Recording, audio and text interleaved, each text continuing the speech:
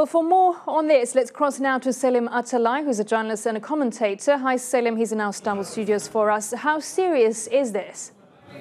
Well, it's impressive that the EU had the unanimous vote to pass this, because I've been following this story for a while, and in the back doors, there was a lot of backdoor dealing before this resolution.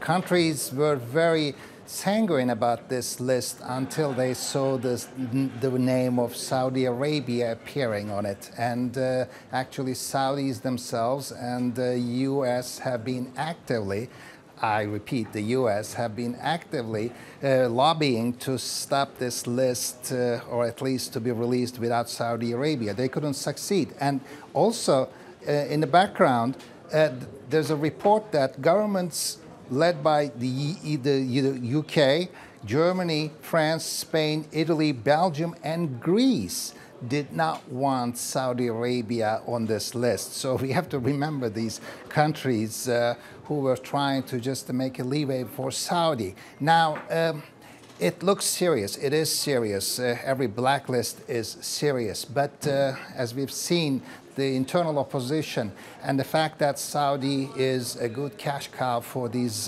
EU countries, they will try to look for ways to bend and find loopholes. And basically, actually, this blacklist doesn't actually stop the money inflow from Saudi Arabia to the EU. It just asks banks to ask a few more questions, maybe a few more forms to fill, because EU is not 100% perfect in this department. We still have a case of Malta. We still have UK's territories around the region and the world who are, and Switzerland, of course, who are pretty lax with money operations. So when Saudi is involved, trust me, from tomorrow, from even today, they will try to repel this until the next review. That will be the case. But is this in relation to the murder of Jamal Khashoggi, EU taking that decision? And also, does it affect arms sales at all? Well, as part of the Khashoggi murder case, yes, the climate is slowly turning against Saudi Arabia. We can tell governments cannot justify cozy business relationships with Saudi Arabia when this case is sitting there. So that is one actual fact. The other arms purchases, sadly, no.